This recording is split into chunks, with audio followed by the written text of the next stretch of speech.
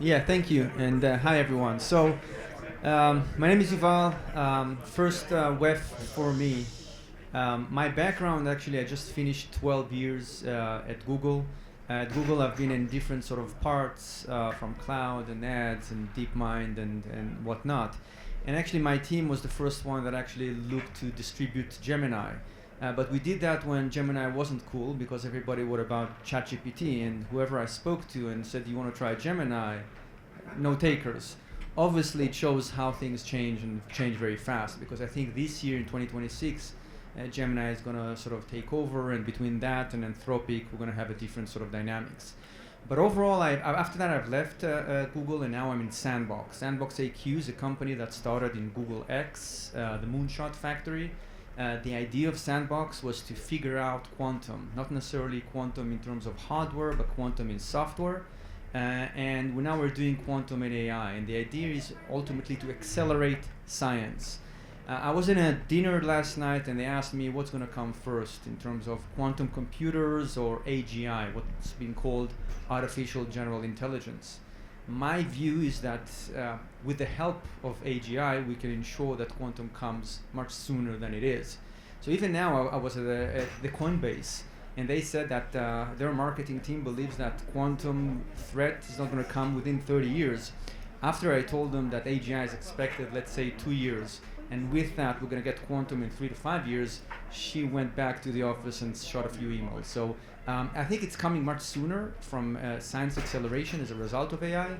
And to me, it's fascinating to work across multiple disciplines, because AI is not a tech issue only, right? It touches every type of discipline, whether it's biology, physics, chemistry, or anything else. And what I'm also seeing is all these natural sciences are basically human constructs. I mean, nature doesn't know when a chemistry starts and biology ends, and so forth. And AI is helping us to figure out actually the core, the theory of everything in a way, in terms of what runs the world, and if something runs it. So to me, it's a fascinating time in 2026. It's going to be a breakthrough year for the industry, for a lot of companies, and for Sandbox as well. So I'm happy to be along for the ride. Thank you. Melanie, what stuck out for you today? You sat right here, you watched every talk, you introduced moderators. What were the big themes that stuck to you today?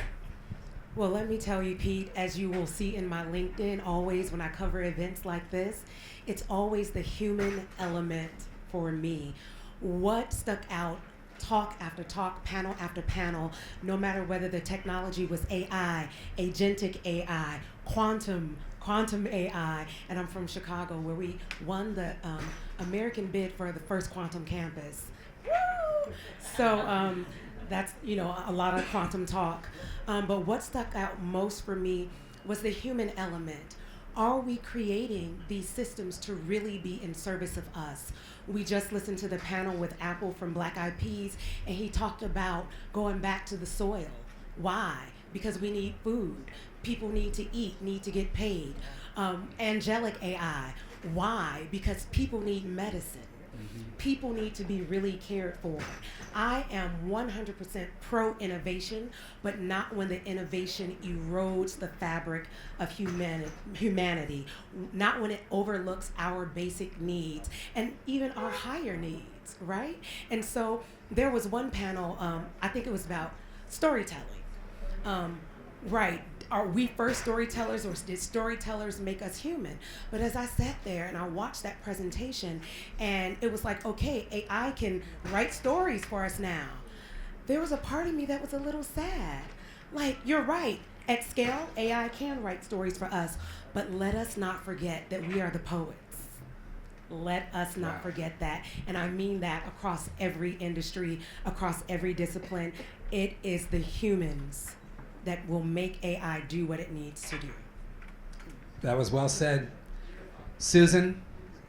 Thanks, Pete. Mine is very simple. Apple talked about, and I have team members that I've employed in the Philippines for over 10 years, and I pay them American wages. They're like my family. And I've traveled extensively to places like rural Cambodia, Africa, and how we're solving problems with AI that have been going on for decades and decades, and how we will change, just like with ChatGPT. It was the democratization of AI, because I came out of AI at enterprise. It was very expensive. It was reserved for enterprise. And to be able to see how we will be able to transform generational poverty with accessibility is fascinating to me. And what I think about, what I didn't get to ask, was about the trust piece, is especially how we create trust. And to me, Pete, a big theme today was trust. And Yuval, to your point regarding Gemini, or the fact that everyone was using ChatGPT for 3 years, but Apple just stepped back and said, we're not going to, because the trust isn't there. Who are we? We're all in AI. We're actually agents of trust at the core of it. And that came up even in Kelly and Matt's talk today. And Nick, the London Stock Exchange, trusting them with their data. And coming out of enterprise AI, there has to be that trust, but it's bi-directional. And I'll leave everyone with this as a bit of a PSA, because I think about this as a mother of 4, that we're living in a world, if we look at the Global Trust Index, how many of you have paid attention to the Global Trust Index before? Are we at a high or a low? We're actually at the lowest point of trust. And will artificial intelligence be a technology that increases our trust in one another, or will it tear us apart? That's the question. Will it keep tearing us apart?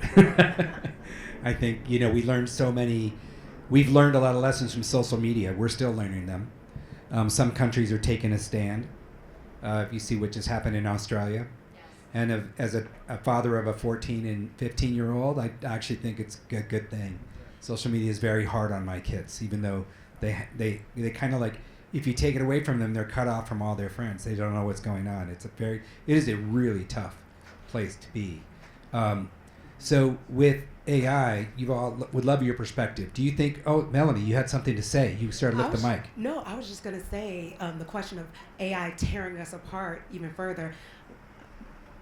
Father, mother of 4, mother of 6, my house is split, pro and against AI. Oh, wow. And it's really interesting. It's the younger teens, some of them are like, no, I don't want it. I don't want to use it.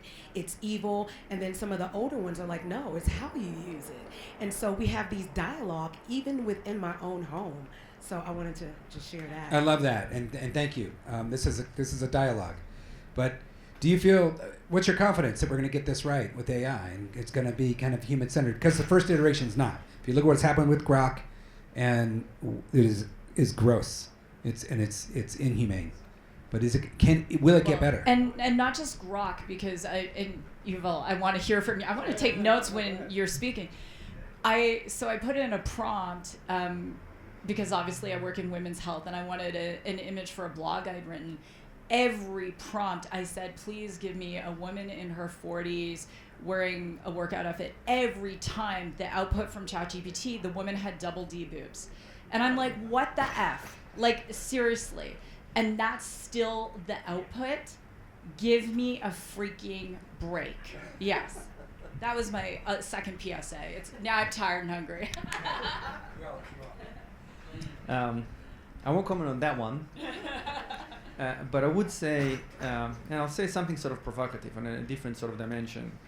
The system that we created by which we work, and I see that a lot in enterprises and companies, and what I mean by that is short-termism, capitalism, profits, and all that. That's the main sort of focus. There's a lot of curiosity. I mean, if you ask Silicon Valley, of all the frontier models, all these execs, why are they doing all of this? What's their prime focus? One of the main answers, if they're truthful, is that they want to live forever. So it's a very much an individualistic element that drives them. Obviously, there's curiosity and whatnot. So in that sort of system, any sort of technology can be abused, and we've seen that with every technology that humans provide. So humans are great, but they can also harmful. And I'll give you another example in the enterprise. Larger organizations usually have performance reviews, where you review sort of the work of everybody. You put a lot of data in. You know what I call it? I think it's a mafia payday, where the mafia boss sits and everybody around them, the data is manipulated completely, and it's all about sort of the boss. So there's problems, there's good things with humans, but there's a problem with the humans. So it's not necessarily the technology itself, because the technology can help. And actually, I think that if we're able to optimize the technology for truth, and in certain areas, then we can get something benefit out of it, because we need to remove the incentives of people to lie, to deceit, to solve that trust issues. And as long as the incentive is there and they get away with it, the trust is going to go down, and we're not going to get anything from it. No. It's true. It's true. Look, we learned a lot today. Susan, you got some additional thoughts. One quick thing I'll say, because I want everyone to feel we're at Davos, that there is optimism on the horizon.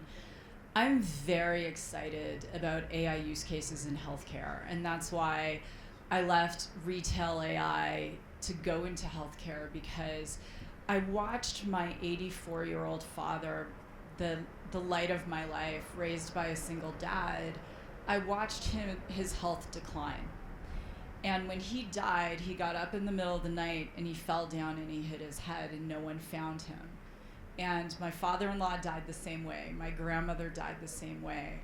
And especially in the United States, where we do an abysmal job of caring for the elderly, so many elderly will retire into the worst of care.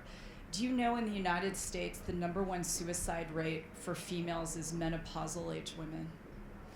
And so our healthcare system, the United States is one of the only healthcare systems, I'm Canadian originally, that's the pay to play. And it's all about big money, big profits, and to Yuval's point, skewing data. But I do believe that whether it's early detection of cancer, some of the things that my company is doing, introducing genomics, that we will be able to save lives and people will be able to live longer, healthier, and more cost effectively. And that's where I get excited. I love that. Well, it's been an awesome day. I want to thank everybody, thank our speakers, our panelists, thank our sponsors, and our gracious hosts here at Abraham House. So thank you so much. It's been awesome. We will have some more programming this week. So stay tuned. We're going to do a screening of a movie that Susan is in about menopause, right? About perimenopause. So there will be the first screening of that movie premiering here at Davos. So we're working on a time when that's going to play here at the tent. will.i.am, the other co-founder of Black Eyed Peas, is going to be here at 4 o'clock on Wednesday, being interviewed on the Tomorrow Today podcast. And I think Apple may join for a post session on that. And then Thursday afternoon, we're going to do some more stuff, but it's still coming together. So, the Women in AI Breakfast is going to be in this room Thursday morning at 8 o'clock. Is that right? It's at 8:30. 8:30. And we're into a wait list now. Yeah. It doesn't mean we can't Right. get all the, make sure you get all It's going to be crowded. It's going to be fun. All right. I'm Pete Erickson. It's been a fun day. Thank you so much. Cheers.